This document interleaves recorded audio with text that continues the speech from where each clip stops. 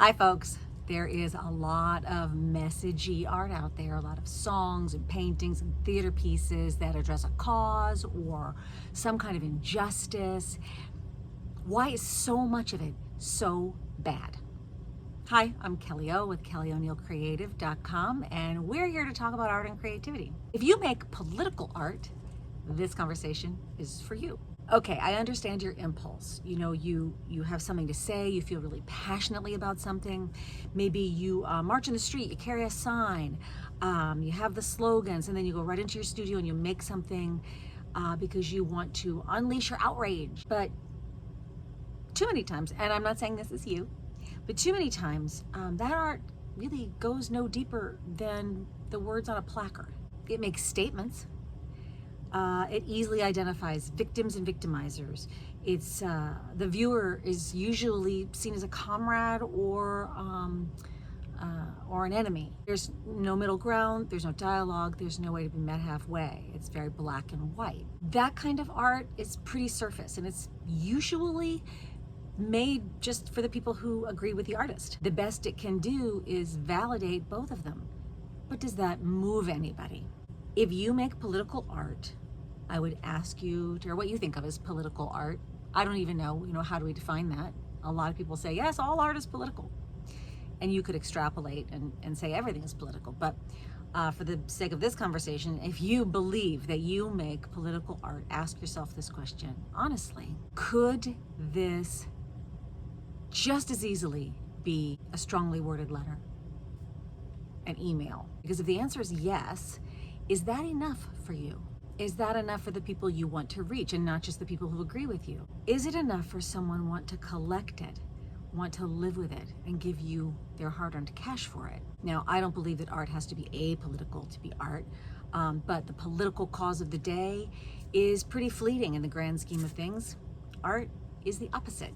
So probably the most famous work of art, the most famous painting that people think of when they think of political art is probably Picasso's Guernica. That's what people will reference usually if you talk about political art. But Picasso doesn't tell us what to think.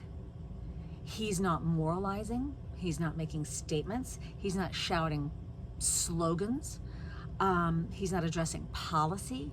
He's creating strong imagery, powerful imagery, and it outlasted him, outlasted the politics of his day, outlasted the message of his day. So when we ask, is political art art? What we're really asking is this work doing more than just telling me what to think? Because if the audience gets it, there's nothing left for people to sit with, ponder, return to, question, dialogue with it, then it's just dead. It's dead as soon as it's done. That's not what we want, right? So what does that mean? Now, I don't make what I would call political art, but that isn't to say, never say never. Doesn't mean that I won't one day address some kind of issue that I believe is political in my art. But if I were to do that, what would I do? Well, I would ask myself questions that I don't know the answer to, right? I would find the ambiguity. And so instead of saying things like, here's what I have to say, I would probably slow down, step back, and I would say, why am I moved to make art about this? And why would someone else care about it? What is the human element? Could it be something spiritual rather than political? What am I missing and what am I getting wrong? And there doesn't need to be any answers, because if I have an answer, I might as well have an editorial column or a pulpit or a YouTube channel. And all of those things are fine, but are any of them art? Now, here's where I have to leave my certainty behind, right? And embrace some kind of ambiguity, which can be difficult. But if I do that, I show my viewer that I respect them and I trust them. And then they can trust me enough to meet me halfway, and then we have a dialogue. Plus, I might learn something. So if I can make art that can't be summarized easily, if I can create imagery that lasts longer than my outrage, because political art is usually something that people respond to with outrage or create because of some kind of political outrage.